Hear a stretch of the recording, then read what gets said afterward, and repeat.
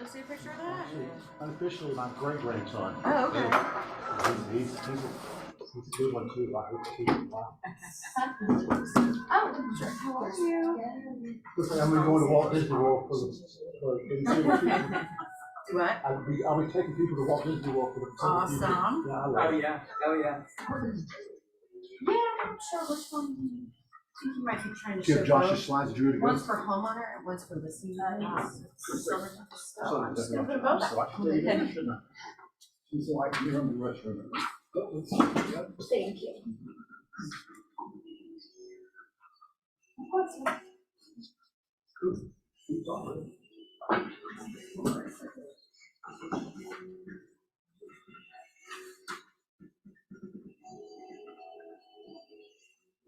I like to play with this.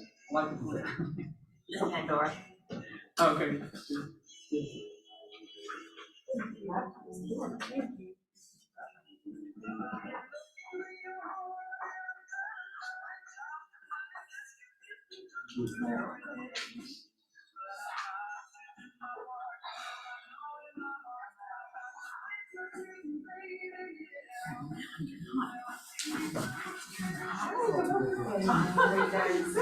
Time of year too, where like the HVACs haven't figured out what to do all day and sweat you out here. Go to sleep on my cozy PJ pants, but no socks because I'm gonna get too hot. But I'm gonna have one leg under the covers, one leg out.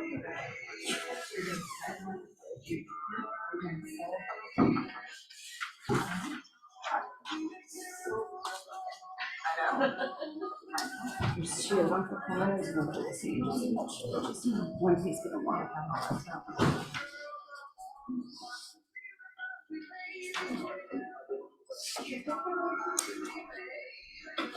Really, all the decorations look great.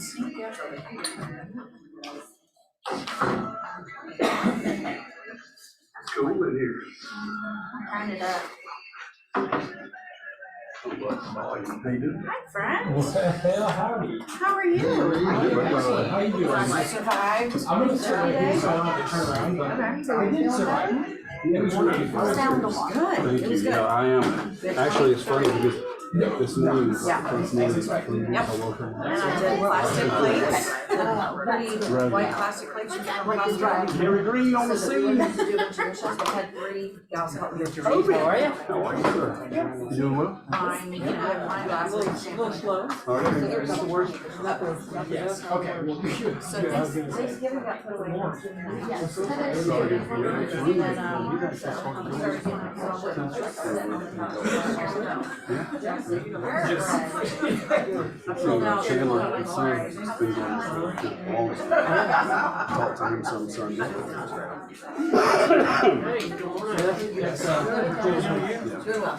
That's called the one. Yeah. I like where you're at, Yeah. especially on Good Friday. So we get to talking about the dog at home show. It's odd how close the table is. I know. Let's face each other. I think this is the way it was for lunch. Okay, so you were just kind of like getting it up, yeah. So what are your boys doing for Christmas? Not much, actually. It's kind of probably problematic. I'm trying to find stuff to get them. You know, they scared 12. So like one of them still wants like a toy here and there. The other one wanted some camping stuff. I know. But like not much. But I mean, we've been traveling a lot with them for tournaments, and we spent a lot of money on them getting hats and shirts and getting rackets restrung and stuff like that. So we've put some money into them already. So I think that they feel that no matter what. And that's, there's not a better present than you investing time in them. There's not a better present. You can do better than that. It's been tiring, but I think that I know that I've enjoyed it. I mean, it's, and actually the other good side of it is the other families that are there have actually kind of gotten much tighter with them. Really nice people. It's like 58. My 2 grandsons, wanted ear pods, and a new headset for the birthday, and they wanted a bike. But that was coming down to about $3,500. I know. So those were two weeks ago, like they just live in a place like this. I hope so. I mean, they didn't ask for it, but we're getting them a new Xbox. The five. Huh? Yeah. I guess like the one that has a DVD player in it with the hard drive. But other than that, you know, we're kind of just don't know what to get them. And the worst thing is when you try to buy them some clothes, especially the bigger one. But last night we were at tryouts for the Lassiter Select team, and I mean, I'm biased. I'm not even going to hide that. I'm super biased, but I think that at his age group, he looked like he was one of the better players out there. Ah, I like that guy. Everybody, good morning, good morning, good morning. Everybody doing well? Somebody give me some good news from Thanksgiving. Give me some Thanksgiving. Good news, let's hear I about went it. under contract Thanksgiving night. Let's give her a hand. Yay! 9 o'clock at night. I like that. I like it too. And undercut, were you the buyer or were you the Buyer. You buyer, like, which I love. Congratulations on that. Other good news. You might have some bad, no, that's not good. Any other news, guys? Well, I'll give you some news. Let's see if I can.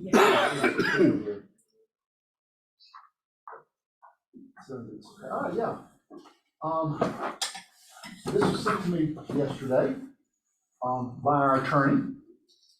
Come now plaintiffs, Janet Phillips, Joseph Hunt, Edith Ann Hunt, Penny Sheets, Benjamin Thune, and Parker Living, by through the undersigned counsel, hereby submit this complaint on behalf of themselves, on behalf of the plaintiff case classes, consisting of all persons who listed properties on one of Georgia's multiple listing services and incurred a buyer broker commission to sell transactions in the period November 22nd, 2019 through the present date.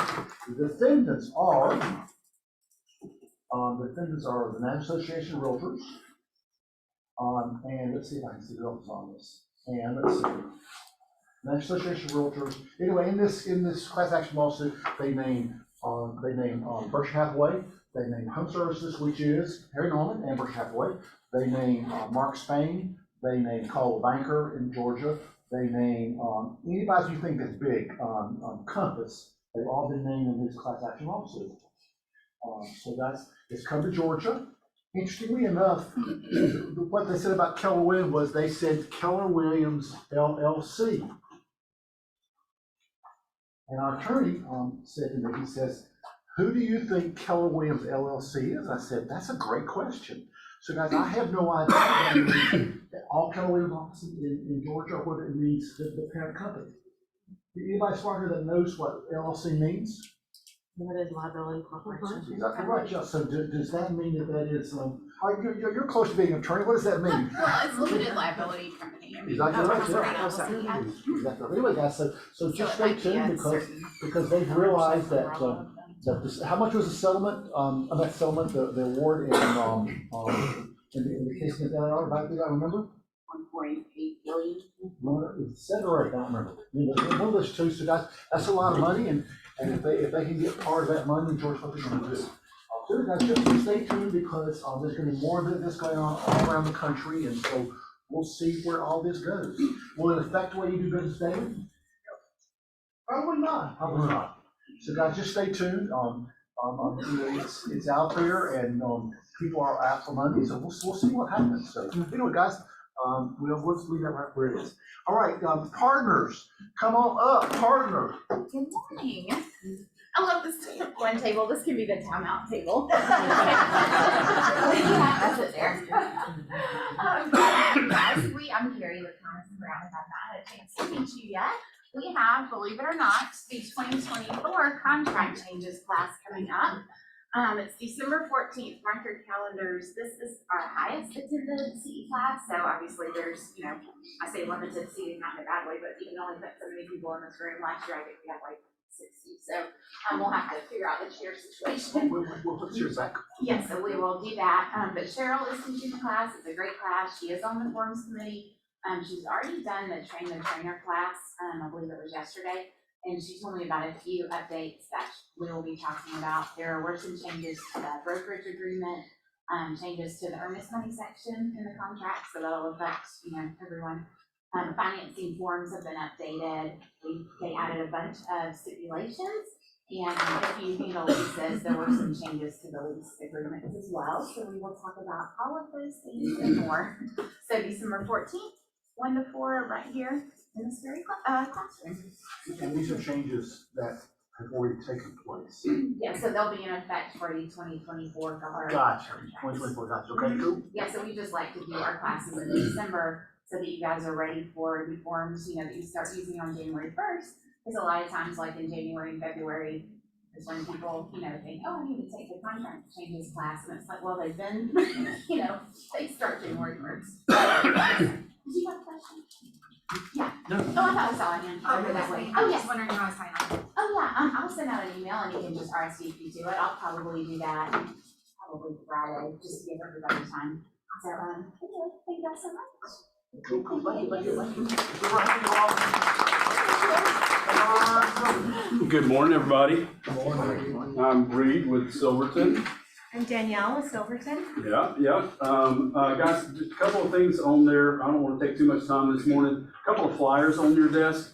I know I feel like I'm like a musician that has a guitar with one string because I've been talking about renovation financing for several of our meetings. This is an example of the types of things that a renovation loan can do. I want to remind you of the example that I gave you a few weeks ago. Like if you have a client that's looking in, let's say, Lassiter, and they're looking for, 4-bedroom house with a finished basement. And there are none, probably, right? Or there's 2. But there's 5 others that are great houses that have an unfinished basement. This is the program for you. This is what your client needs to do. This is a renovation loan program. We have 2 different versions of it. We can do it for a jumbo loan, which is anything over $750,000. We can also do it for anything smaller than that. These are programs that we handle in-house. We have a specific department of Silverton that handles this. All of the draws that's going to go to pay for the work is going to be handled. It's actually right in my office, right across the street from Lassiter. That's where the CP department is. So this is going to be a lot better process. When you think about renovation loans, don't let it make you nervous. It's not that complicated, and we can help you walk through it. So just keep that in mind. Yeah, and then also we wanted to show you that we can co-brand any flyer that we have. If you're interested for your open houses or anything, just let us know. Heather can help with that as well. Yep, we're not actually advertising for Liz. That's just an example. You can see your pretty little face on there. So. Yeah. And the cool thing about the Fannie Mae home style renovation loan is the interest rates on that loan are almost the same as a regular purchase loan, non-renovation loan. So they're not going to get dinged on a higher interest rate or something like that. Anybody any questions? We're excited today, and I won't go too far. So Josh Moffitt is here with us, and I have had, and I say this sincerely, the privilege of working with Josh.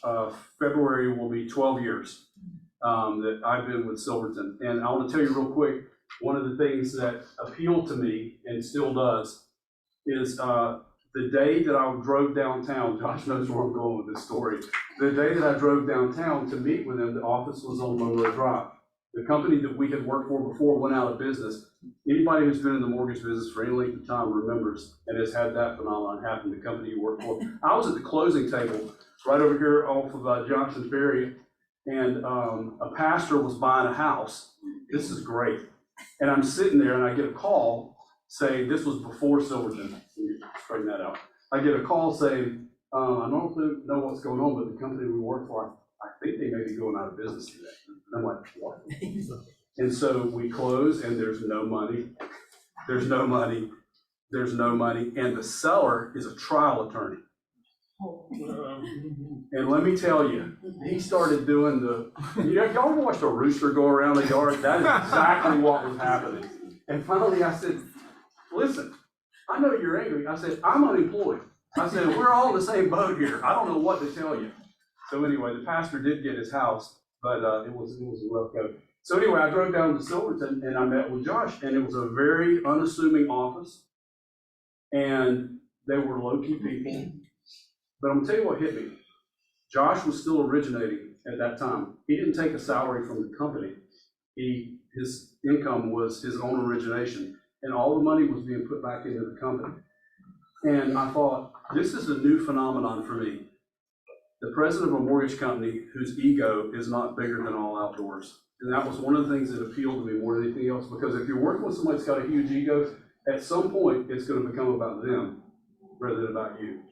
And I'll say for 12 years, I felt like that Josh has been somebody who has always worked for the good of the people in the company and for all of us. So grateful he's here today. I appreciate you, Josh.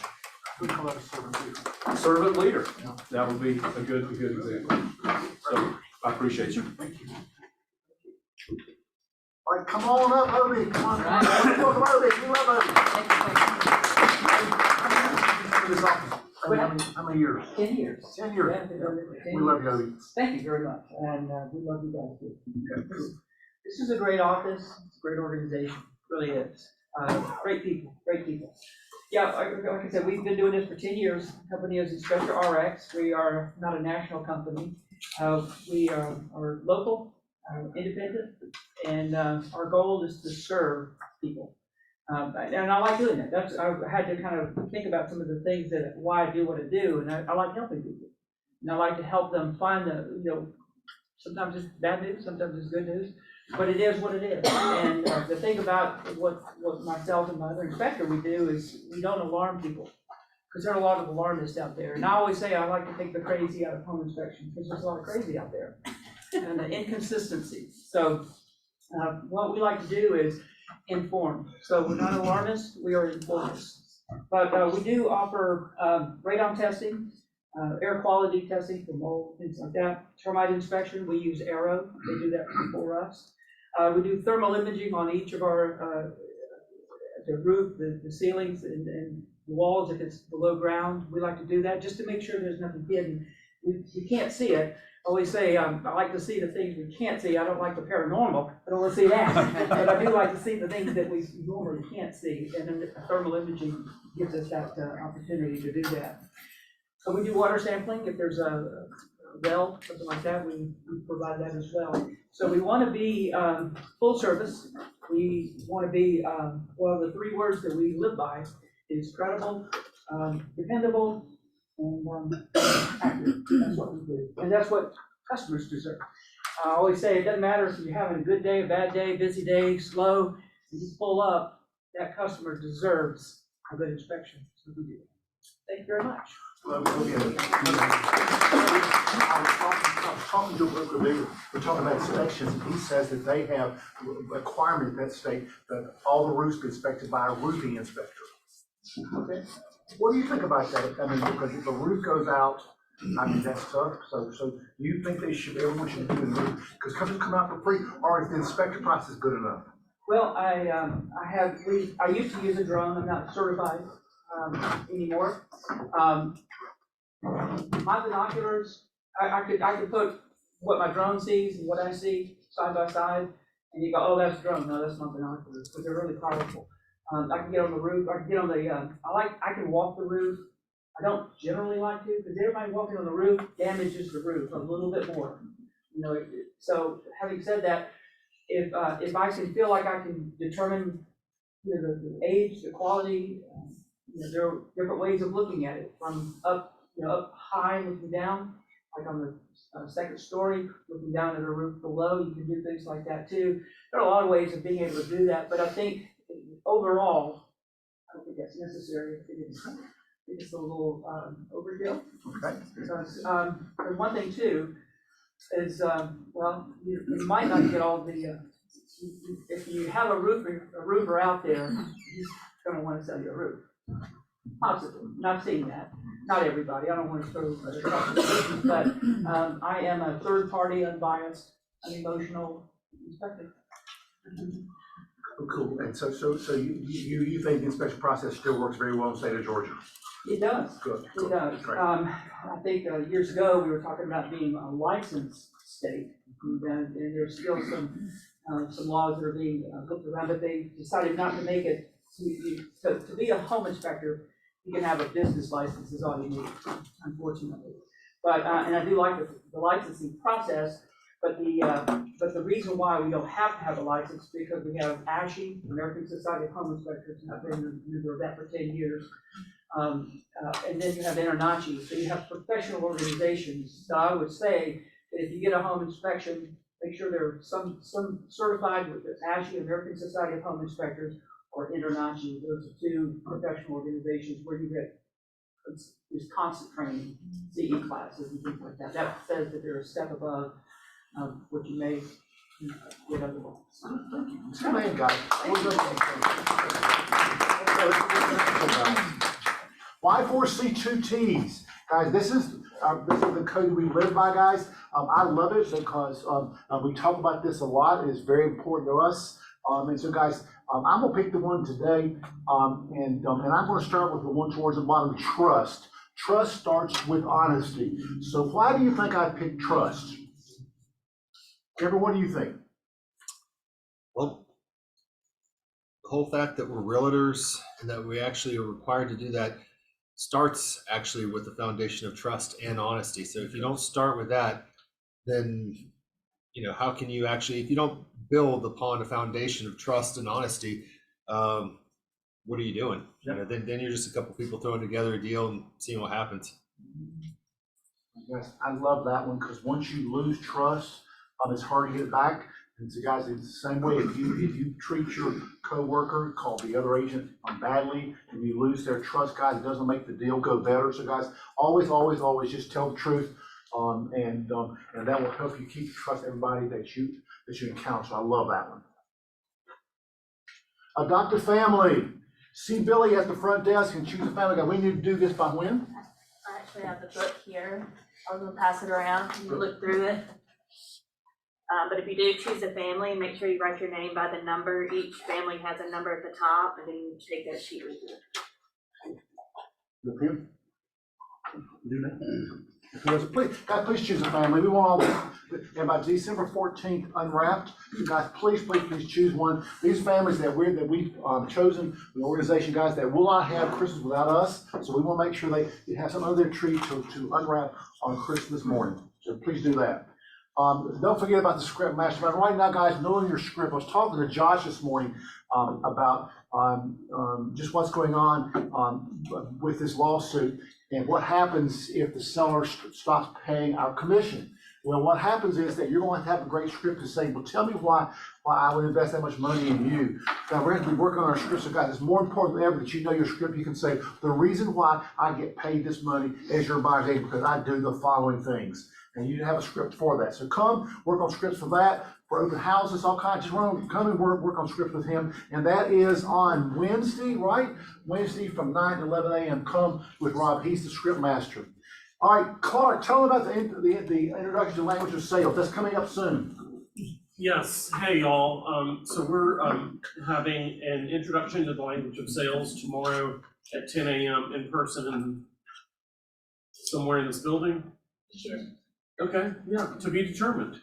And we're going to be focusing on just kind of from 30,000 feet, the language of sales, which is basically about how to build rapport as quickly as possible with a potential client and gain agreement. And we're going to be going over stuff like embedded commands, tie downs, mirror and matching the person.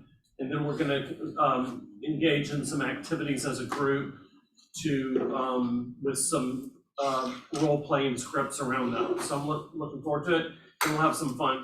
Good, guys.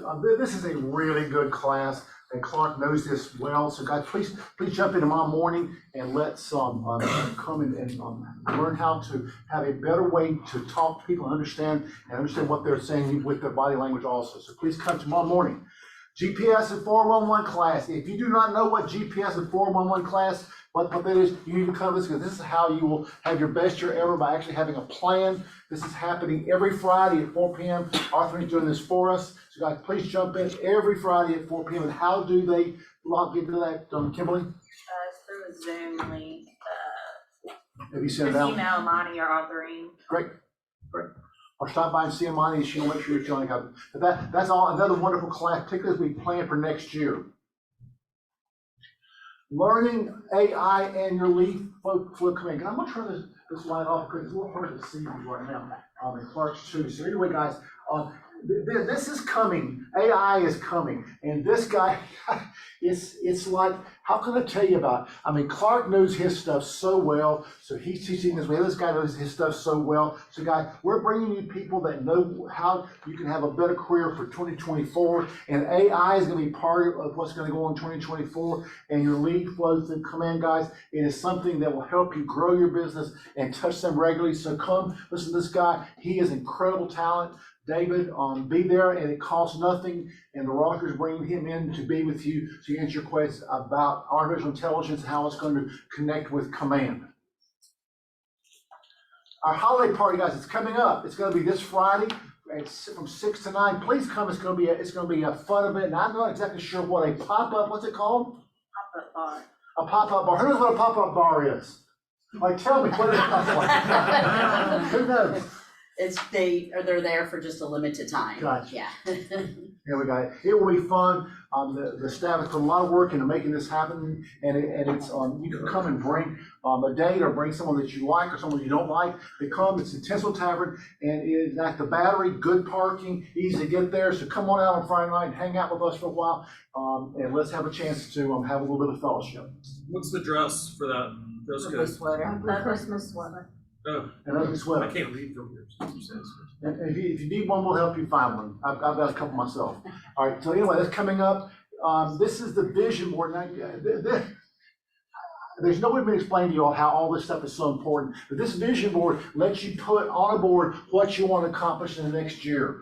You can put it down, you can say, here's what I'm doing, guys. It's amazing stuff that we put down, that it comes true the following year. We sort of put it out there. So guys, please come, and with Angela Presley, she's gonna have you dream about what you want, and they believe it, then you're gonna achieve it. So do that. Angela does this very, very well, and that's coming up on December 4th, Monday, next Monday from 11 to 12 p.m.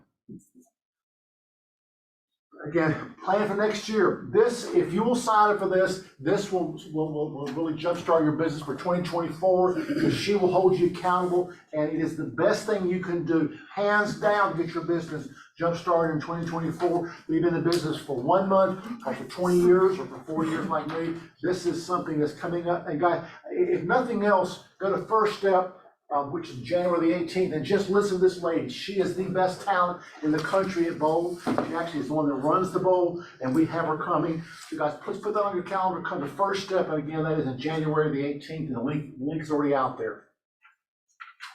All right, would you like to sponsor the coffee snack bar? If you would, please let us know. How do we do that, Kimberly? They can email Courtney Newton, or they can scan this barcode. And when you do it, you get your logo put on the TV, you can set out any marketing materials, upcoming listings, buyer needs, things like that. You know, if you'd like to do that, please. Has everyone seen the bar downstairs? Yeah. Yep. Everybody see, it's a great coffee bar. There was one beer in the refrigerator for a while. They may be gone now. Anyway, it was there. But anyway, guys, it's a wonderful thing that Paige Morgan and her team put together for us, and got a couple sponsors for her to do it. So, guys, let's down and take a look. There's snacks there. There's all kinds of coffees there, and so or Diet Coke if you like that. So that is a place to go and hang out. Why choose Clearwater? Clearwater saves your money, guys. We're going to be talking. When are they coming I up? don't see anybody on right now. You see what I mean? All right, guys. Well, we're always looking how we can enhance your ability to have better better access to many areas. But like this is insurance, guys. This gives you a chance for you to have better. It is insurance, right, Kimberly? Yes. It's insurance. So they're going to come on in about 5 minutes. And so we'll wait for them to come on. They're going to talk about that. So until that time comes, let's take a minute and somebody tell me something that they learned this week that had to do with real estate. Anybody learn anything new this week in real estate? Anybody? Something new? Anybody forget something this week? Anybody forget something this week? So I'm trying to think of if I had any questions this week that puzzled me, which I don't think I did. So anyway, guys. Jim, I'll give you one. Tell me one, And please. this is more of it's not a technical thing, more of a big picture thing. And Clark just told me about it a few minutes ago. You know, what we're doing is bigger than the transaction. And Clark has a family that had been planning to buy and build, and they were wrestling through those decisions. And all of a sudden this week, you want to tell the rest of the story, or? They had a child get seriously ill right before Thanksgiving, and they're gonna wait and make the decision, hopefully when he's, God willing, when he's past this physical challenge.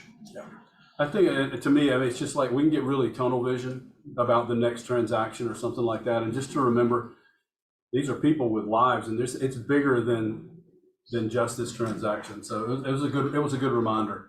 It's a relatively young child with serious kidney condition.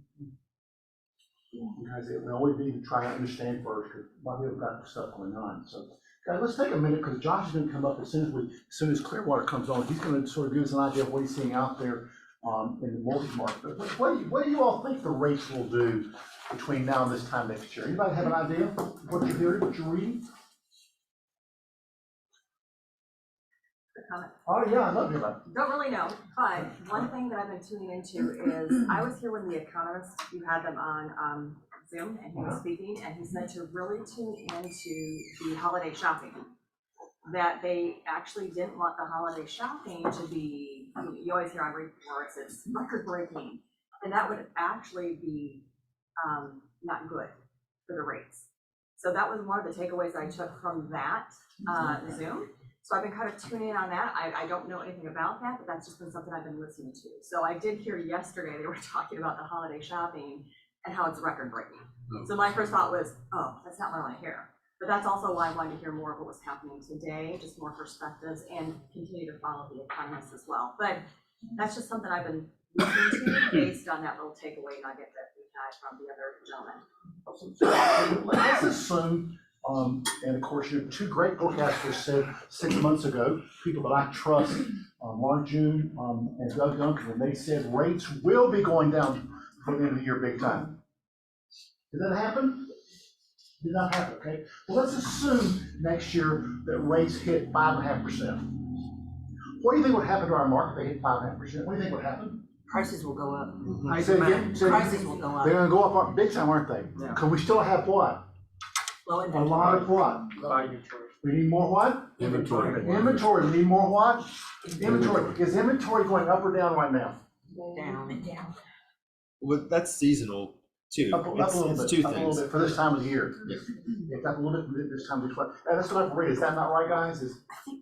I don't see it locally going up. You think what? I see national numbers going up. I don't see it locally. Gotcha. Well, there's a little more inventory this year than there was last year at this time, I think. The guy look, so hey, thanks, Joe, good morning. So I guess the question is, if rates stay the same, and of course, Josh is gonna tell us exactly what rates will be next year. No pressure. If rates stay the same, will that help or hurt our market? Clark, what do you think? The market's the market, and your production is your choice. The market is the market, your production is your choice. So it's very much of a catch-22 thing, because if the rates go to 5.5%, what are all the buyers on the sideline going to do? Rush to try to buy something, and plus, if we have to buy, not a lot. And so, guys, it'd just be interesting to see, because rates going down really, really low could help us, but also could hurt us. Because if they go down really low, will some of the sellers get off the sidelines, maybe list their houses? Hopefully. That's possible. And so, guys, it is what it is. There's not one thing, but if I had a great buyer right now that found a house that they bought, should I tell them to buy it right now? The answer is yes. Why is that? We know what's going on the market right now, right? And we have no idea what's going on next year at this time. All right, so do we have anybody on? Yeah. Cool, all right, go ahead, please. Emily?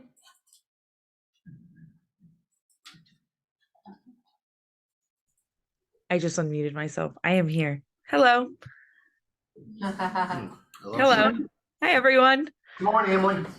My name is Emily. I'm with Clearwater Benefits. I want to start by telling you about the partnership that your office has negotiated with Clearwater, and then tell you how to use it and what to expect. Clearwater Benefits is a health insurance company, and we got connected, and after some serious evaluation, your office has pre-negotiated a discount for its agents and its family with Clearwater. This partnership gives access to group rates for independent business owners and their families so that you no longer have to pay super high rates for bad coverage just because you don't have access to W-2 benefits. The average savings for an agent with one of our affiliate partners is $9,000 per year on a premium alone. And that's how we got here. So I want to spend a little time walking you through how to use this and what to expect. First step is to go to www.myagenthealth.com. This is your home base for all your options and where you can learn more about Clearwater if you want. What you will find as you move through the Clearwater ecosystem is that we offer everything on the market in addition to our own in-house plans. That means that we can help you with ACA or healthcare.gov plans. We can help you maximize your subsidies if you applied, and we can help with Medicare and Medicare supplements. Additionally, you can get all of your normal insurance supplements that you would expect, like vision, dental, life, critical illness, and accident, etc. And then what makes Clearwater really unique is that in addition to all the stuff I just talked about, which you can get through anyone, we also offer our own in-house major medical plans and insurance alternative products, which were literally built for real estate agents. These plans are going to run 30 to 60% less than ACA or healthcare.gov plans, while also offering a better coverage. Once you have explored a little bit, people choose one of two paths.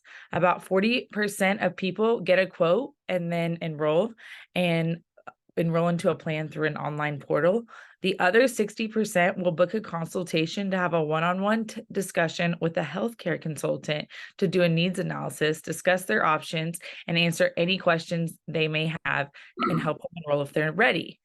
We highly recommend that you book a meeting and schedule a healthcare consultation. It's free. Our benefit consultants are not commission-based, so they're not trying to upsell you on anything. Basically, we don't want you to FSBO your healthcare.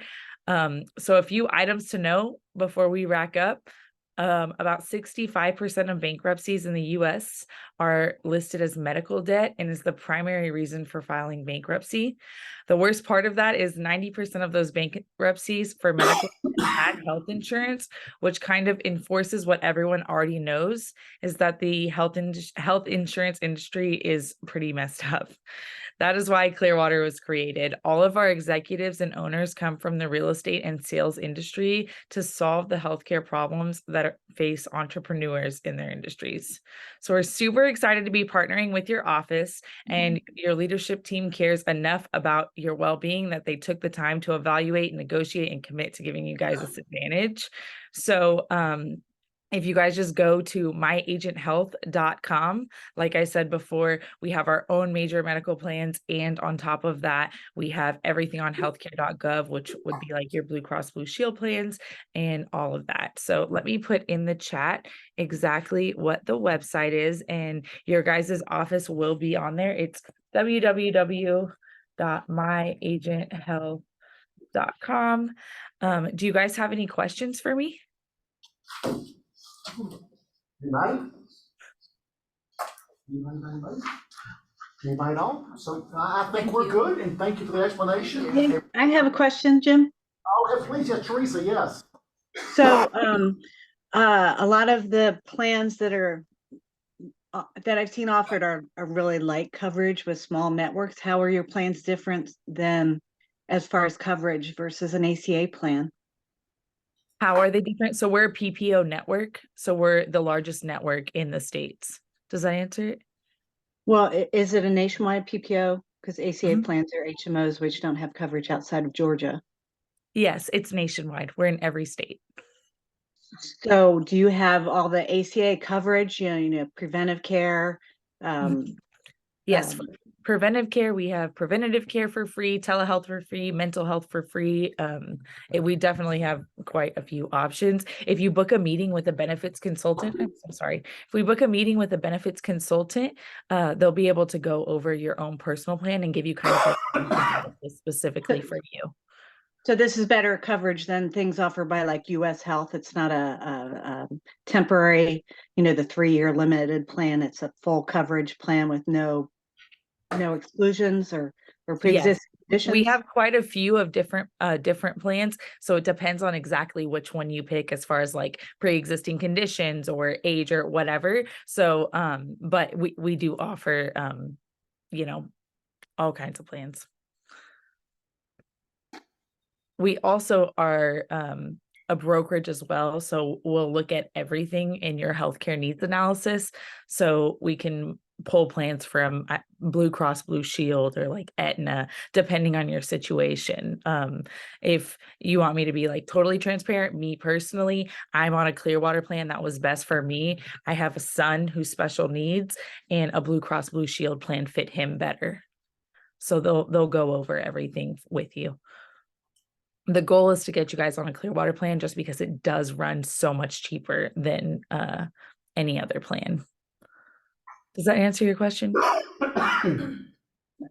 I guess where I just don't understand how are you able to offer plans so much cheaper? What is not in the plan that I can get in an ACA plan? We can offer it so much cheaper because you guys are 1099s. So basically what we do is we have so many 1099s and entrepreneurs that we underwrite you guys as a group, as opposed to anywhere else, they would just underwrite you as just you individually.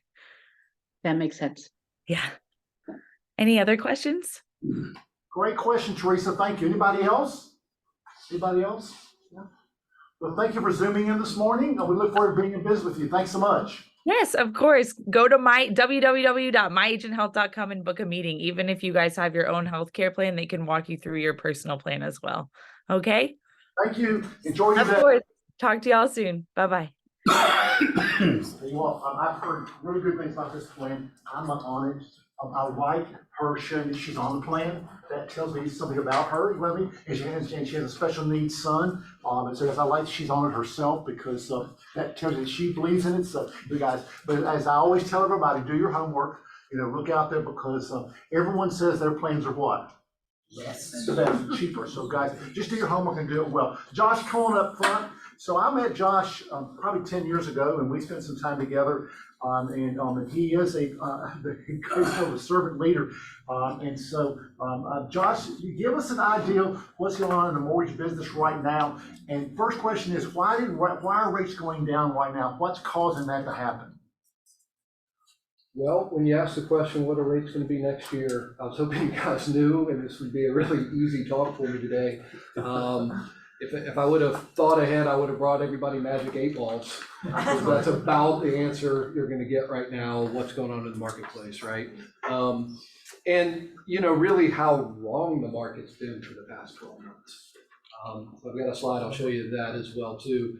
So, you know, I think hopefully when you leave today, you'll have a little sense of some of the components that go in and what some of the markers might be next year, like if we talk about a recession and those kind of things. But really, you know, think about it, and some of you guys gave some great answers. You know, how are you going to prospect? How are you going to grow your business regardless of the market, right? Because there's one thing for sure, they'll either go up, they'll stay the same, or they go down. That much I can, you know, there's your answer, rates will change. You know, the other thing, and we were talking to our sales force not too long ago, in the mortgage business, you guys will be probably not as impacted, but similar. You know, we're going to see about 40% of our business exit from kind of peak to trough when it comes from kind of 2020 down to where we'll land kind of next year, right? So, you know, if you think about that as market opportunity and market share, even if the market's down 20 or 30%, but 40% of the people are gone, you know, you've got opportunity to pick up market share there as well too, right?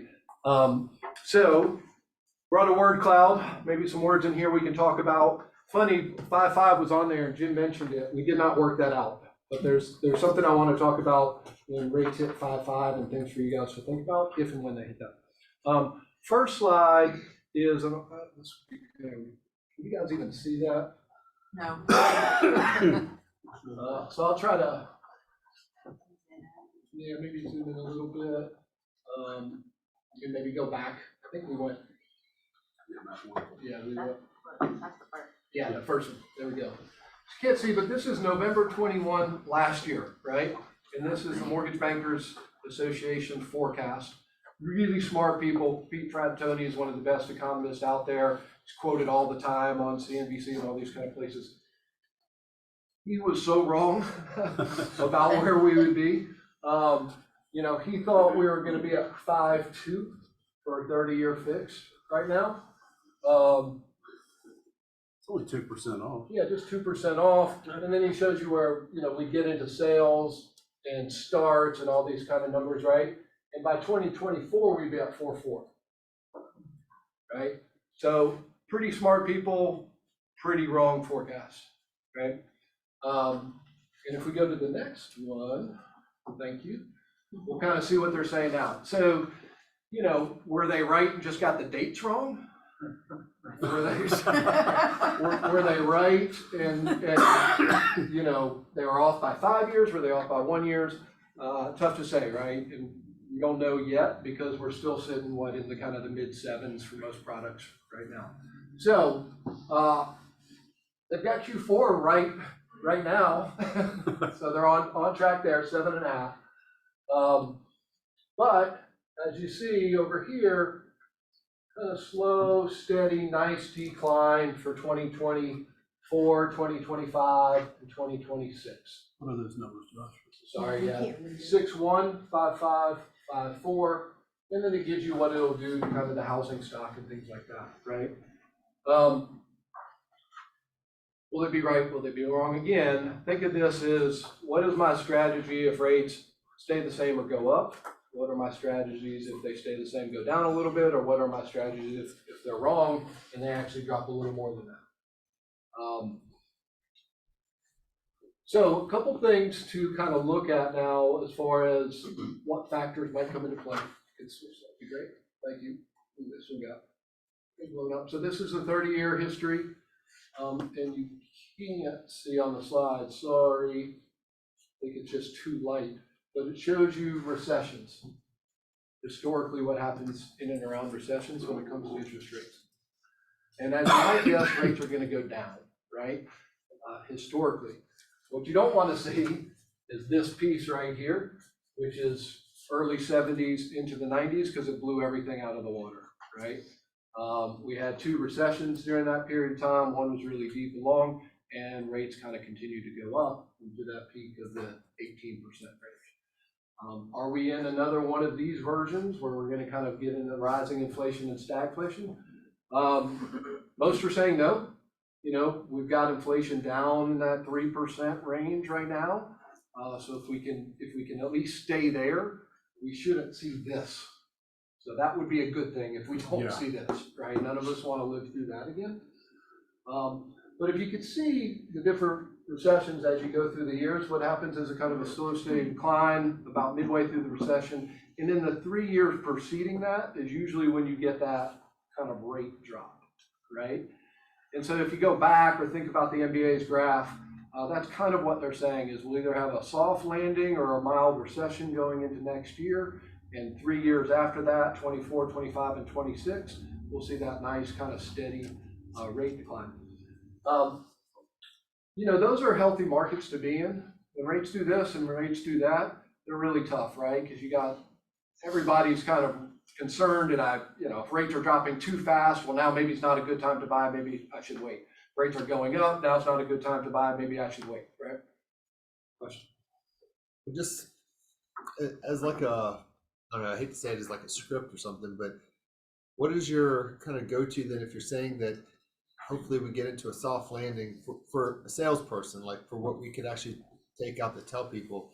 Is it like stay alive to 25, just try to buy something and try to refi like down the road, or you know, what's it? What's it looking like? Yeah, the scale out to 25, you hear that a lot in the mortgage marketplace. I think that was the theme of our national conference this past year. One thing I would just caution, and somebody brought it up earlier, there's a lot of noise in the national news, right, and forecast. You guys are in your own local markets, right? So what's going on in Austin, Texas does not affect you. We have some business in Austin, it's not great, right? But that's not, here in these markets. What's it cost to refi? $5,000. So you want to wait, in theory, that rates are going to drop. Locally here, we don't think market's going to, decline as far as values go. We should see increase in values. So you're kind of offsetting yourself if you wait anyways to wait to see if rates drop, right? So I'd get out of that kind of narrative with your buyers, and I don't want to get into the sales side. That's not really Yeah, great question. It's a good question, but I would get out of that narrative of should I wait because rates are going to come down. Why did you mention that Austin, Texas is not as great? They overvalued, super high appreciation. We have a builder there that we work with, and they are discounting like crazy, even on the new construction side. So we just didn't see that here in Atlanta, right? It didn't, good and bad, right? Some homeowners love it, but we didn't see that kind of appreciation. So Josh, the last 3 weeks, mortgage applications have been way up, right? And do you think that's saying that the consumer, I'm not saying consumer confidence, because that's a different thing, but is the consumer more confident, and you think they're becoming a little bit more reticent that, hey, 6 to 7.5, like you and I have been in the business, Reed's been in the business forever, right? 6.5 to 7.5 is a great interest rate on a property. And I think when they started to drop to the mid 7s, right? Some of those people are coming off the sidelines. Yeah, no, I think you're exactly right. I think there was a lot of kind of noise in the marketplace early in the year. I mean, you guys said it, you had forecasters in here saying absolutely rates are going to drop, and consumers heard that, right? They heard it over and over and over again. Rates are going to drop, rates are going to drop, rates are going to drop. So I'll just wait. Well, here we are, back to that graph at 7. Well, they got a little better, so now's my time, right? And I think it just shows how much demand is out there, and potentially to unlock as we move through these cycles, and to kind of be ready for it, right? So it's growing your market share, which gives you that multiplier effect when the market comes back, right? Because if you're at 8% market share now and you grow to 10% market share, and then the market grows 20% next year, when you get a multiplier. Yeah, I've never had anyone do an adjustable rate. Is there any benefit for anyone doing an adjustable rate right now? Yeah, not a ton. We had a brief period there last year where a lot of the regional banks were offering real attractive kind of 5 and 7 year arms. They could portfolio it, keep it on their balance sheet. It was a way for them to capture customers and get their deposits, those kind of things.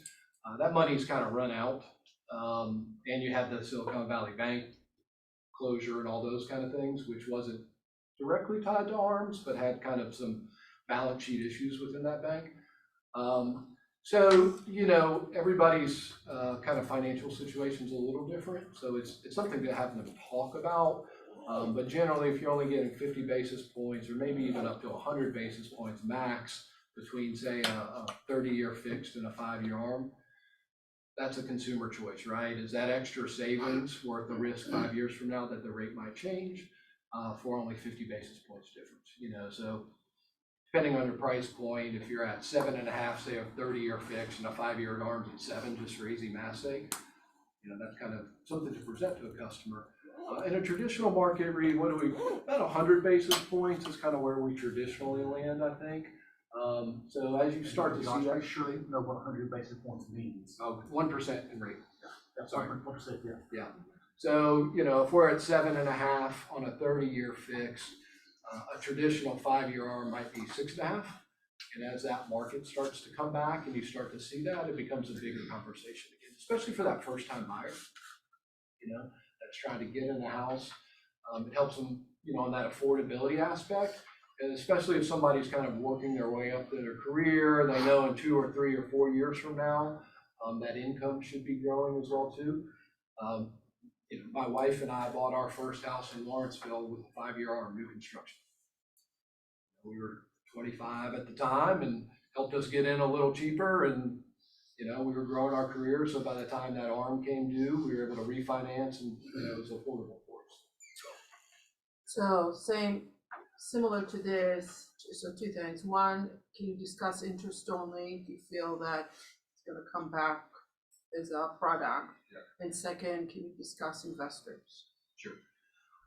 Interest only, it's out there now. I mean, there's some what they call non-QM products out there. It's kind of a new fancy term for subprime, you know. Little better than some of the toxic stuff that was out there in kind of 08, 09 timeframe. They're usually using more standard qualifying when it comes to the underwriting side of it. Will it come back as kind of more mainstream? Probably not. You know, again, you kind of get into that conversation with the customer. Do you really want to pay interest only on your mortgage? There are certain situations where that answer could be yes, right? Maybe it's a short-term affordability thing. Maybe there's a life event that could really help them. As long as it's a fixed rate and interest only, pretty safe for them. But when you start getting into adjustables, interest only, you know, we go through a period where maybe we don't have appreciation. That can happen in our business. You're not in a great situation 5 years from now when you try to go sell your house. How much is interest only today? You know? On that, I have no idea. Have you come across anything interesting? I haven't even seen them. I know they're out there, but I haven't seen them yet. No more pick-a-pay auction arms though. Yeah, you don't want to get Thank you, into Reed. negative AM. That's Rob's previous situations. And I think your second question is around investors, yeah. as far as what kind of financing is out there? Or? Yeah, but what's your thoughts overall with the market? Because a lot of my investors are just holding. Yeah. I mean, because when we do the math, it's very difficult. Unless they're buying everything in cash or putting more than 50% down. Yeah, we don't see a ton of investor financing going on right now because rates are just too high. You know, it doesn't cash flow for it, right? Where we see a lot of it is on the new construction side. There's a lot of build for rent kind of stuff going on right now. And then, like you said, it's all cash. But investors buying a single family home and getting a 9.5% rate, you know, the rents just aren't there. So why build to rent when we talk about builders? That's more institutional. So you have a lot of private equity kind of money out there that's going to, say, a regional or national tract builder, a Pulte, Lennar, or any of those guys. And they're saying, we'll build us a whole community. We'll buy it all in cash and we're going to rent it all out. Josh, that's even Triton right now. It's got at least one subdivision that there's an investor out in California. As soon as 5 houses are finished, they're taking those 5 down. Exact same thing. They've got to park the money somewhere, right? And that's a pretty safe place to put it. Well, that doesn't help us. No, not at all. Yeah, we don't love it, right? We don't get to write any of those mortgages, but it's a pretty big part of new construction right now. I mean, some of those builders are selling 10-20% of their product to build for rent. Not good for housing stock, right? We need the inventory, and that's locking up even more. Josh, are you going to talk about what you think might help address the inventory problem, or thoughts on that, or do you have any thought? Yeah, I mean, we can't outbuild it, right? We're too far behind. So rates are going to help. Let's go to the next one. Yeah. So this one's a little hard to see and probably real confusing. And I told Jim I tried not to get too technical, and he would roll his eyes if I did. Not stand up. Okay, that's the sign. You're not right, Reed. Yes, sir. So this is why I'm hopeful that we will see some rate improvement. And this is the spread, it's called the mortgage spread between the 10-year and the 30-year fixed, right? And historically, they are in lockstep. I mean, they move almost identically, day to day, year to year. The 3 circles I did are times where that did not happen. 2000 dot-com bubble, 2008, we all know what happened there, and right now, right? And we are at the largest spread we've ever had. Traditionally, it's about 170 basis points, so 1.7 in rate, over the 10-year, right? That's kind of how they move together. Right now, we're about 300 basis points over, right? And so what you have is this kind of doubling up, and that's why we are so high where we've actually been. And we'll talk a little bit about why they've come down here recently, because the Fed hasn't done anything, right? All they did was stop. So we're 300 basis points above, which has gotten us into this 7-8% kind of range, right? And really what it is a measure of uncertainty and non-clear actions in the economy, right? And behalf of the Fed and so forth, right? And you think about, the dot-com bubble, the 2008, all that kind of stuff, very uncertain times. What's going to happen? Everybody's scared, right? So if you just think about it as a measure of that, what we're really looking for from the Fed is just certainty. We are going to stop raising rates unless we see inflation continue to rise, right? And really that's what you've seen these last couple of weeks. The Fed's come out, they've paused. They said it's going to be very data driven. And they've also talked about their balance sheet, which we'll get too technical, I'll skip that, but they're firming up their balance sheet a little bit on the MBS side, which is buying mortgage-backed securities. So that together is hopefully going to narrow this gap. And so if the Fed does nothing next year, if we don't have any more, obviously if they increase, bad thing, but if they just stop, if they don't, do anything else, this will continue to narrow and we'll get back to where the rate should be without uncertainty, which is somewhere in that 6% range. So that's why I'm kind of hopeful that we will see that rate decline next year without really needing the Fed to do a whole lot else, other than just being a little more clear and stable. Isn't that because a majority of those 10-year treasuries, right, that there's been a limit of people that are stepping in and buying those, even though they were buying them when those things were worth 2%, right? Now they're worth 6.5%, right? But the institutional investors they aren't happy with 6.5 right now. Is that what we're seeing? Yeah, it's a good question. It's kind of on the MBS side, right? And so the Fed, they insure the loans and then they go and buy the bonds themselves. Right. And early on, they kind of did this kind of quantitative easing effect again last year. They said, we're going to kind of stop buying and we want the marketplace to come in and buy. Terrible time to do that. And no one bought. And nobody bought, right? And so that increased that spread because that outside investor isn't sure what to do with the bonds. We're going to want a bigger return because we don't know what's going on with these things.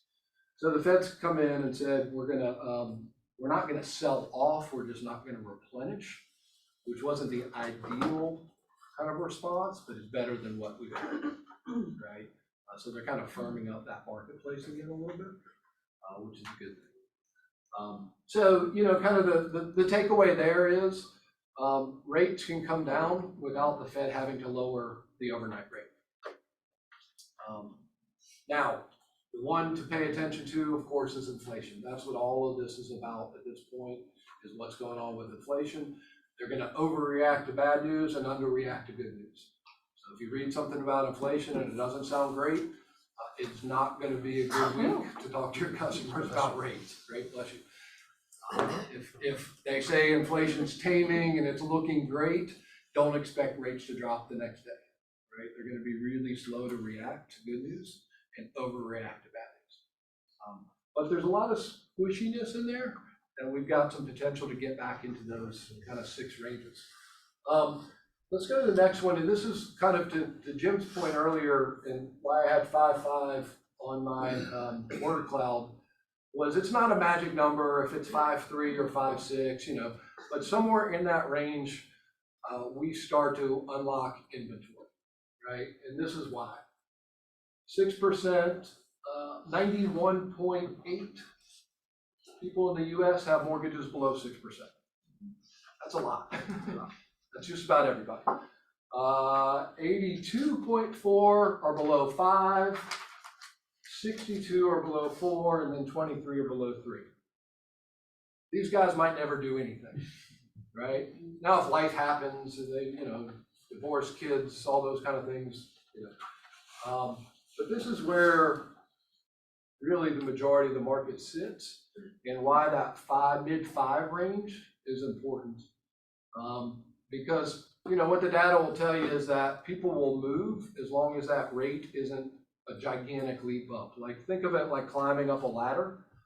One, you have appreciation. So if they bought in 16, 17 and their house is appreciated, now their new house they're looking for, it's higher, right? Because houses are appreciated, especially here in Atlanta.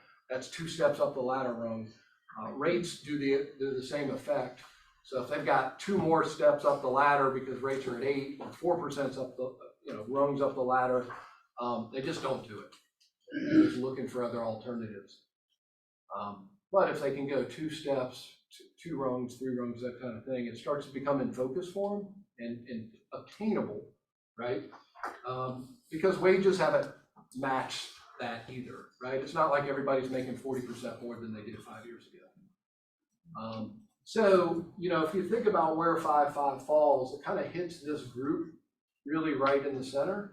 And to me, that's what I would be thinking about if I was in your shoes. What is my strategy for if and when rates hit 5.5, whether it be in 24 or 25?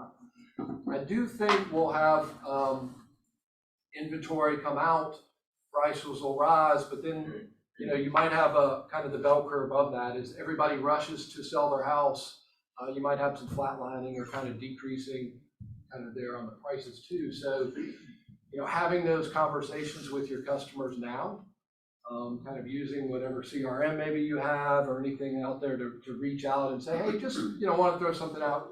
We're seeing some forecasts that rates could get somewhere in the 5.5 range by late next year, maybe, what would that do for you in your living situation? Let's talk about it. So if you want, if that's kind of a number for you, let's think about getting your house out there on the marketplace before everybody else does, right? Let's be in front of it rather than waiting for all this inventory to kind of unlock. When it'll happen, don't know, right? But certainly there's some things that could cause it to be mid to late next year or into 2025. And there's a lot of people out there that are ready to move. Average house in the US wants to move every 8 years, right? They've been there a while now, they're ready. So the 62% includes the 23.5. You know what I mean? Yeah. Is the 62% is between 3 to 4? Is that what you're saying? Yes. So that's doesn't add up. You say 82.4 have a rate below 5. So that means that includes the one that are These below are the 4. gaps, right? Huh? So these are the gaps. 30%, 20%. 10%. Okay, that's the gap between them. Yeah. So it's really That's not the way I would do 82.4, it really is 20% that have between 4 to 5. Yeah. Between 4% to 5%, there is 20%. 82% is down here. And it's all that. In other words, Yeah. the rate Yeah, is but that percent of the roll. right, but the one that is 23.5, you can't touch, basically, they ain't moving. Yeah. Forget that. They're- Even they're the one between 3 to 4, they're really not gonna move. It's really the one between 4 to 5 or 5 to 6, Life changes though. unless there's life changes, correct? Yeah, I mean, and again, 5.5 is not a magic number. It's not like everything moves at 5.5 and everybody has different circumstances, right? But it's somewhere in that range that people are at least gonna start having those conversations. Question over here, y'all. What percentage of homeowners actually have a loan on their homes? Do you know that? Yeah, it's actually, I mean, in a good way, right? It's better than it's ever been. It's something like 40% now. So of all of- 60% own their homes, really? Other way around. I'm sorry. Okay, Yeah. 60% loans, 40 owners. Correct. Thank you. And 65% of people own houses or condos. There's still 35% that don't have houses yet, so. Yep. So, yeah, I find it's also, in addition to kind of looking to the future, here's what might happen at this point in time, when you're talking with people that you just come into contact with, I find they're more interested in knowing what the market of the moment is right now. You know what I'm saying? And so, I'd be interested to know what your take is on that. And as long as we're projecting into the future, what do you see in terms of foreclosures, that kind of stuff, as inflation's high and people can't afford things? What are y'all seeing in terms of foreclosures? On the servicing side, which is where foreclosures come in, we are at our lowest point in the history of servicing as far as defaults. It's like under 2% nationally, which speaks to the quality of how loans have been produced these last 15 years, right? People can actually afford them. It also speaks to employment, right? We've had hyper unemployment for so long. And then you have all that stimulus money that was thrown in kind of through the COVID years. So my worry there is, what does recession truly look like if we hit one, and how deep and how long? Because there's a lot of things we can solve for, but unemployment is not one, right? Both from the buying side and the servicing side, there's no financial instrument that lets somebody buy a house that doesn't have a job. Well, probably should there be. And there's also not a ton you can do if somebody loses their job and can't afford to pay every month. So, we're in a great spot if you just step back and say, what is the moment for servicing? People can afford their houses, they're paying their bills, everything looks great. But you probably read the same news I do. Credit cards are going up, cars are starting to default more than they used to, So I think unemployment's the one big one that will drive that. And so what about, like, somebody was just saying she works with investors and they can't do anything because they're not flush with cash and they can't get a loan at the right interest rate. So assuming that that's not the niche we need to be focusing on, it seems to me like maybe high income net wealth individuals who can go and buy a $3 million home for cash. Is that kind of who we need to be focused on? That's a good question. I mean, I think that's kind of an individual choice as well too. There's going to be a market everywhere. The jumbo, the luxury buyers that have all cash. If you're in that marketplace, great. I will say, demographically, that's not where it would tell you to be, right? Demographically, it tells you to be in a 32 to 36-year-old, buyer's market.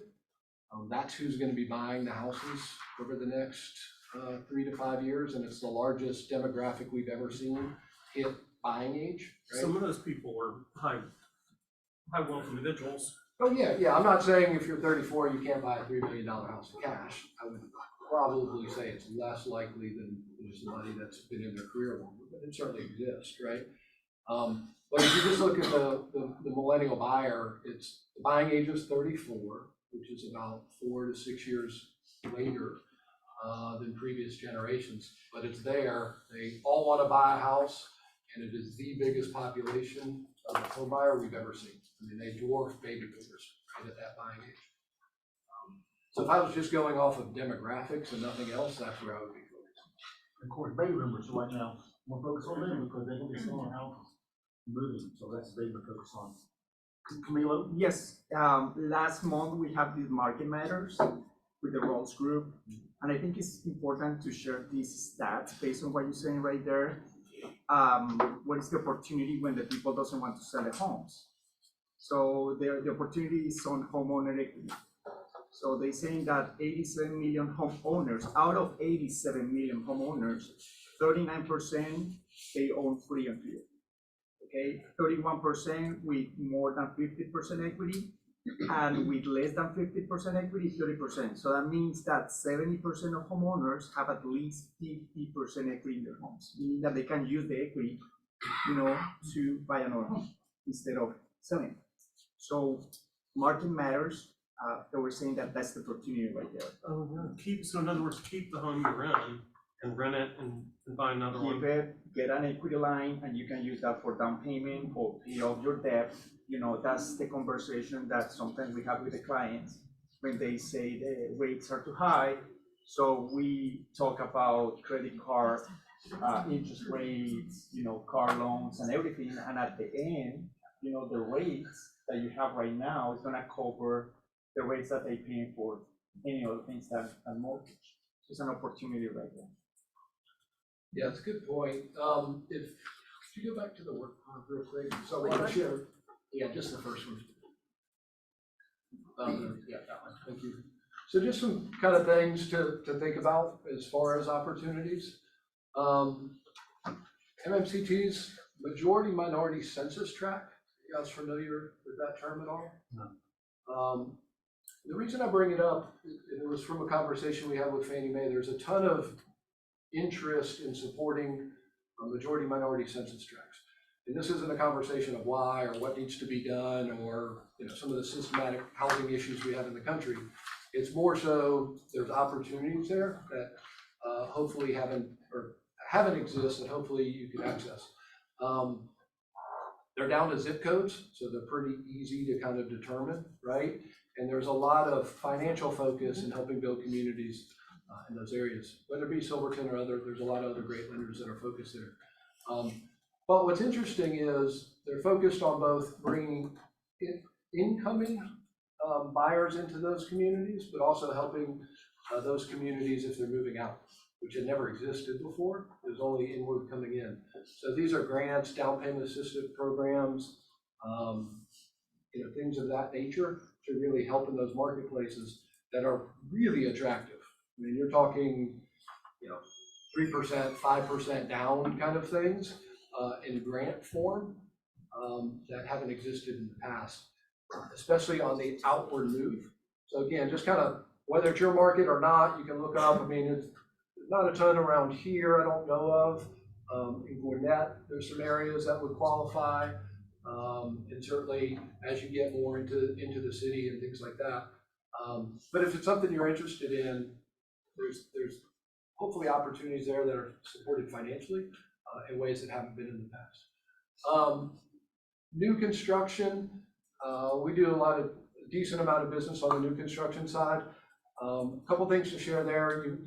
You might have either lost clients or wondered, you know, how is a new construction community offering 3.99% rates right now, right? Those are financial instruments that they use called forward commitments. I won't get into that. But it's a great time if you have borrowers that are interested in new construction. There'll be a lot of incentives as we close out Q4 and Q1 into that world that might not be there next year. So again, kind of just thinking through if you have any customers that are, you know, maybe thinking, well, resale, yeah, I'd go look at a new construction, but it's nothing I'm majorly interested in, especially around spec homes. Builders like to get rid of inventory at the end of the year, and they're able to, you know, offer some pretty creative financing around that to help your clients, right? Are investors including in any of these or no? On forwards, doubt it. I mean, that would be up to the builder. Usually with those forwards, again, not to get too technical, they're buying into a pool of money, paying for it up front, but then it comes with kind of low-level pricing adjustments.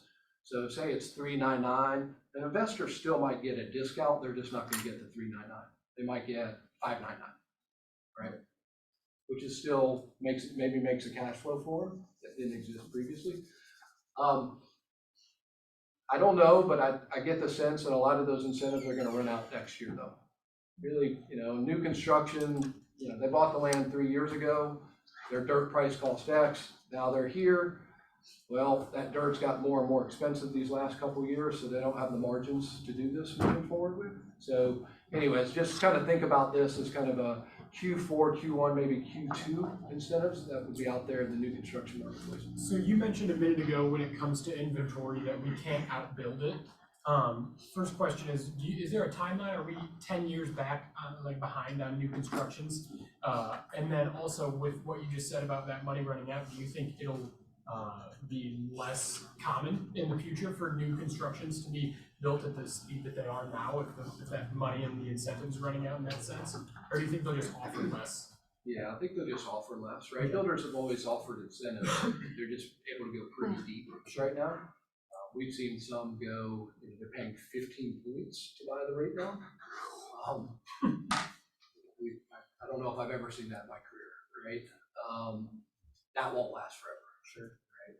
As far as the new construction stock, I mean, I think it's very localized, but I think nationally we're way behind. We're 7, 8 years behind in buildings. That's not good. You just can't build it fast enough. Right. You know, Well, a lot of that's due to 08 and 09 when they got wiped out. So they took forever to come back, and slowly but surely they're back, but they're being very tempered. There's not a lot of spec builds out there that much unless it's a huge national building. Yeah. Yeah, I mean, we got so far behind after 08, we've been dog chasing this tail since, and it's not gonna change anytime soon. Cool, thank you. Yeah, so those builders, remember Jim, they cut our commission, didn't want us. They just like, go away, 2%, you're lucky if you're gonna get 2%. You have to show up with your buyer and so on. Let's see how much you're gonna beg us. Bid on the dirt. Huh? Bid on the. Bid on the dirt, yeah, let's see how that's gonna play They're out. discounting now. So my wife and I moved to Atlanta in 1980, and bought a house here. Average price across the United States in 1980 was $79,000. $79,000. Interest rates were 14, 15, 16%, something like that. No, I said to you, guys, and the market went down. How the market went down 50% between 1980, 78, and 82. I think we're down 50%. 50%. The rates went up. Ronald Reagan was president during that time, guys, and it was a tough market. But the thing is that Carol and I still sold something in Memphis, Tennessee, and moved here about in a year. So guys, as Josh said, the beautiful, the sky is not falling.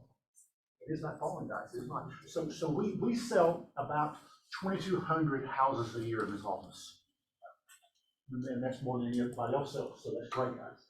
How many things we sold so far this year? What would you guess? 24.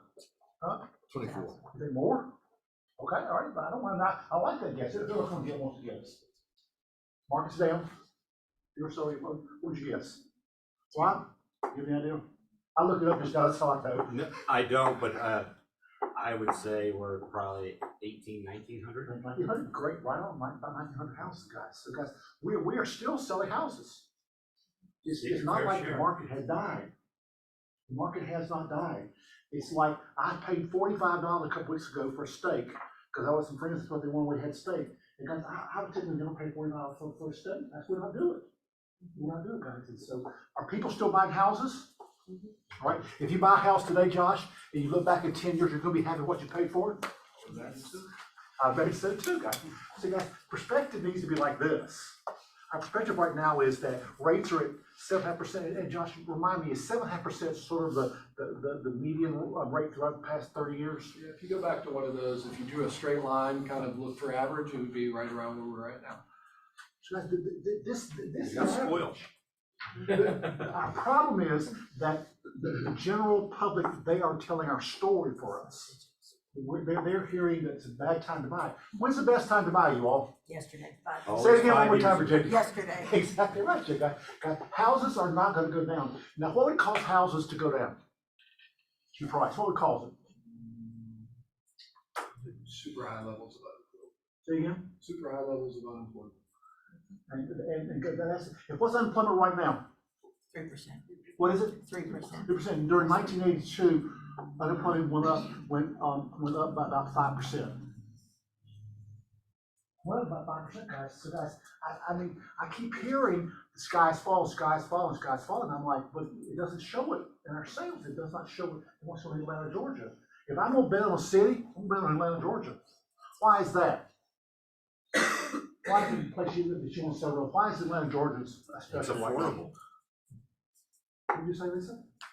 I said it's affordable. It's affordable. Of course, the average sales price in Atlanta right now is what? 400. 450, exactly right, Joe.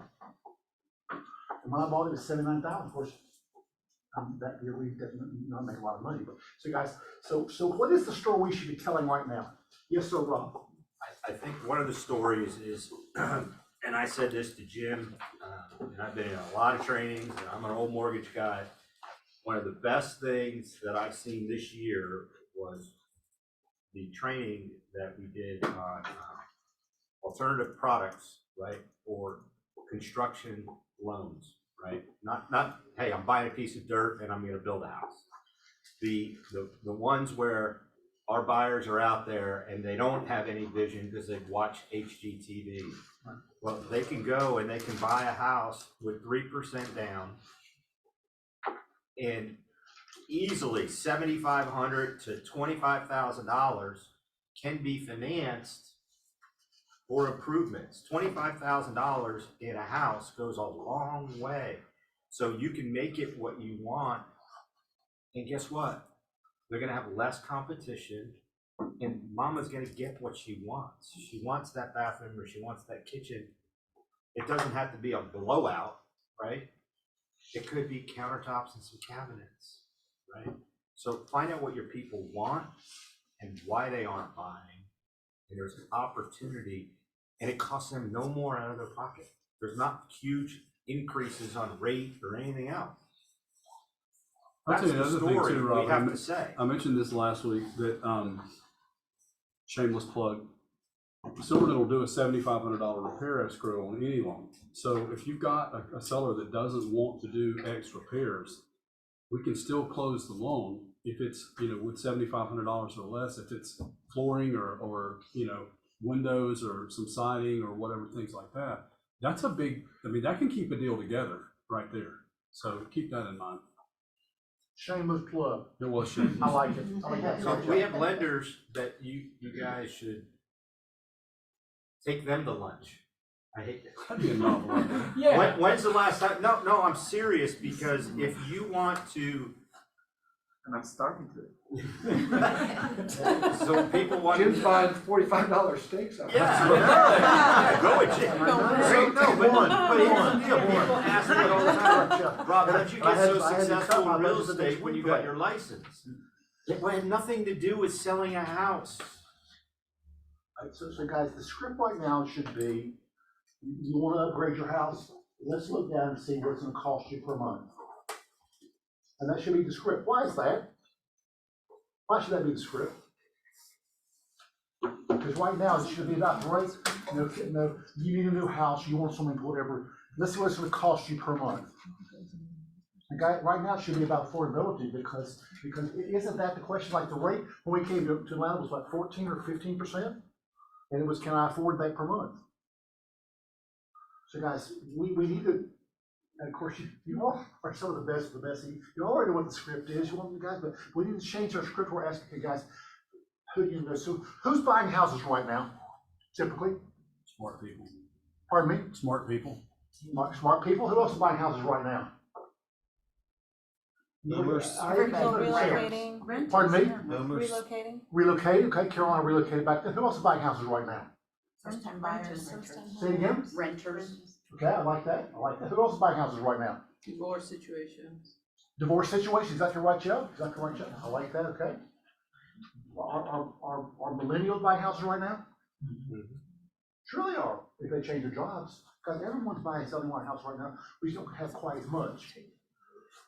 So Josh, if you were forecasting the next 12 months, do you see 12 months from now, do you see everything about the same as they are right now? If we have $1,000 bet, what would you bet on right now? 1,000. Huh? You're betting a grand? Let's go back to the We bet a steak. I'm a buy for free. $45 to 1,000 real fast there. Appreciation. Exactly right. Exactly right. But so where would you just guesstimate rates will be next year at this time if you're going to guess? Yeah, if I were to guess, because that's what it is, right? It's a guess. It's an educated guess. Educated guess. I would follow suit with where you see kind of Fannie, Freddie, and MBA, which is that kind of mid-6 range, maybe low 6. So 6.1 to 6.5. Is where we should be. So buy now. Without, without another war, without a this, without a that, right? With just kind of normal factors in there. But if you So I run think you numbers guys are of right on. payment between 6.6, right, and 7.25, what are you waiting for? Go get it now. Yeah, if that same house appreciates 3%. Because the house is gonna go up. I say it again. That same house appreciates 3% while you're waiting, you just went backwards. That's right.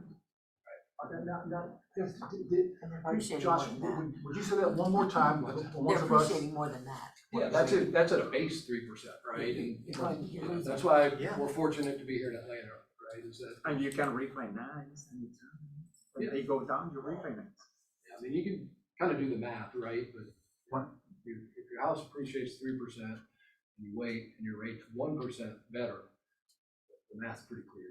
You went backwards.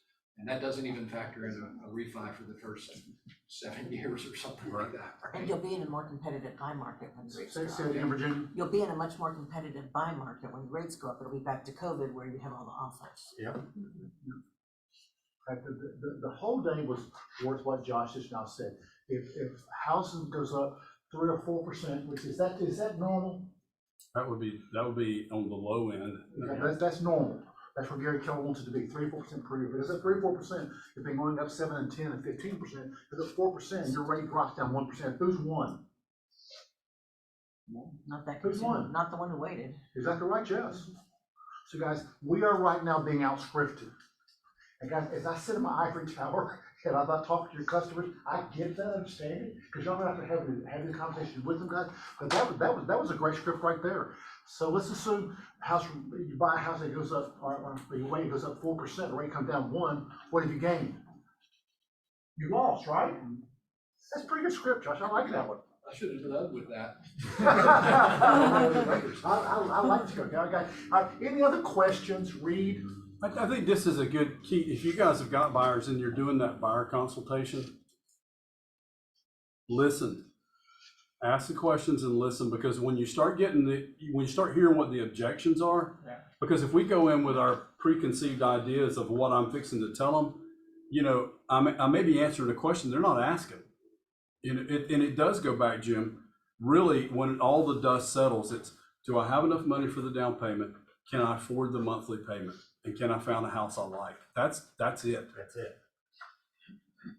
I mean, and so I think that if you are talking to somebody and you keep hearing rates are too high, to try to turn that script, to turn that conversation away from that number out there, that 7.25 or whatever it is, monthly payment. What are you paying in rent now? What's a comfortable housing expense for you? And try to get some of that anxiety that's being generated by the news. And it might be that person's, I can afford that payment.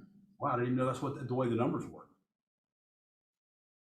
But it's listening and answering the questions that are really being asked. I heard on a news program, as I was sitting, waiting on the light to change, I heard housing bubble. Not here. Housing bubble. What's the chance of us having a housing bubble in Atlanta, Georgia? What's the chances? About 0, pretty close to 0. What's the chances of a house they buy today going down in the next 5 years? Now, major disaster, maybe, but even that's temporary. So what's the chance of that happening, guys? It's very low. Not even with a pandemic, with a new pandemic, not even with that, it's gonna wait till people down to survive. Yes, think about that, what you just said, Camilo. When COVID first started, nobody could have foreseen what was going to happen in the market. Our company, we were on a hiring trajectory, and the natural reaction was, we got to pull back. Well, it wasn't what we thought it was going to be, was it? Yeah, my perspective is the only thing that's crashed houses in the last 25 years has been mortgages. It's because we weren't paying attention and everybody was doing bad things, right? That's not going to happen anytime soon. There's a ton of oversight that didn't exist before, right? And so, we've had wars and pandemics. Housing has been strong through. But I always tell people who ask me, my son's turning 18, just turned 18 actually last week. If he could buy a house right now, I tell him to buy a house all day. Yep. Now, don't gamble. Don't plan on being there a year and trying to flip it and make money. Don't do some crazy loan that you're gonna have to worry about. But yeah, over a 10, 20-year period, you're not gonna look back. You guys are all spot on. Get that script down, remove the noise. I'd say the one difference in my career and Jim's long, we didn't have social media telling us the narrative every second of the day, 20, 30 years ago, right? You talk to professionals, you got their opinion and you form your own opinion. Now it's just nonstop. Rates are going to go up, housing bubble, all this kind of. So I think that just requires us as professionals to be better at it, right? To tell them the truth, kind of what you guys led with earlier. And the truth is, it's a great time to buy. And there's tons of financial tools that can help almost every situation outside of you not having to go. So where else do you see the prices that are a little bit more challenging per se? Like you're saying in Austin, do you see it more on the West Coast, like Denver, California? What have you? Yeah, the saw? two What we're have not, you seen? I mean, we're licensed in just about every state. We don't have business in every state, but the two states we have business in that we see it the most are two markets you mentioned, Austin and Denver. And they're historically decent markets, but they just had such crazy appreciation over that 2 to 3 year COVID period that you knew it was gonna come down. I mean, you're talking 100, 150% appreciation in 2 years kind of stuff. So if you're talking to your clients, that's something to point out. Hey, Atlanta's had some great appreciation, but it's not bubble appreciation. Bubble appreciation is at 100% mark for no apparent reason other than this house are going nuts, right? Yeah, I know there's markets on the West Coast that have that right now. We just don't see it. I've heard Phoenix a lot here lately, and I've heard Vegas a lot lately, but those are traditional markets that tend to love to go up and love to crash.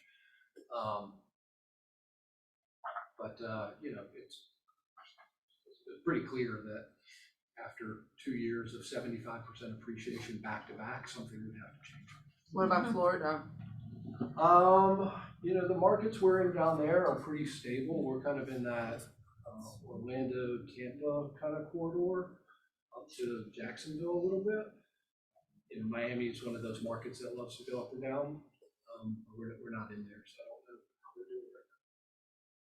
The middle Florida is pretty stable. I hope that Josh encouraged you today because the rates will go down. They will. You just don't know what to do with Josh. Yeah. They will go down, but till they go down, guys, we've got to have our scripts to where we know what to say when someone says, should I wait? Because rates are going to do what? Go down next year. Well, they may or may not. What are you waiting on? So it's a script. How many of you are touching your clients regularly and having these type of scripts with them? That's all. I like that. I like that. Because someone in your database is going to be buying a house the next year. If you get to a verse, then you're going to do business with them. Because we're going to do business in this office next year. I promise we are. That's not going to change. And so I want y'all to have your own fair share of business. Anything else, Josh? Any closing remarks or Reed? Virginia, you have a question? No, I have something unrelated, kind of, sort of. The 31 cent per gallon gas tax waiver that we have enjoyed for a couple of years expires tomorrow. So fill up your tanks and make some calls. It's a good touch. 2 years ago, when gas was $1.99 a gallon for regular, I thought, wow. And now that it's down to $2.99, I'm thrilled. I think $2.59. I feel it's down there. Well, it's gonna go up. So it's there rather than $5. Which is cool. All right, Josh, anything you want to close with? Thank you guys for. Thank you.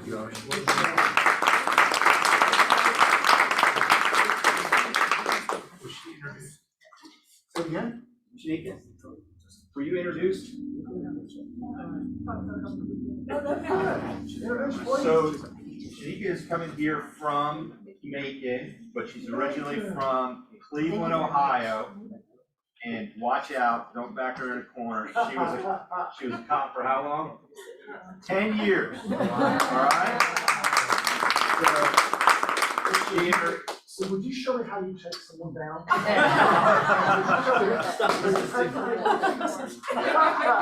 So she moved to Macon from there and found out that Macon is a tiny, tiny little place.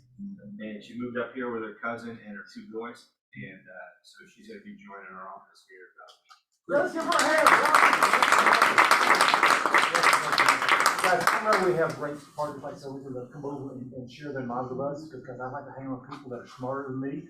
I love doing that. So Josh, thanks for being here today, and Reed, thank you for bringing him and making that happen. And Danielle, I'm glad that you actually made it happen. It was actually you, but I didn't want to take Reed's thunder away. It was probably Heather, really Heather. It really was Heather. We love our partnership there, guys. And then anything before we close? Thank you all. Remind you that next week is what? Is there something, is next week when we have our secret, not secret Santa, when we have our white elephant thing, is that next week? So, okay, great. Friday night. Friday night, how about that, Joe? Yeah, Rob has one of the best I've ever seen before in my life. All right, guys, thank you, enjoy your day. Enjoy it.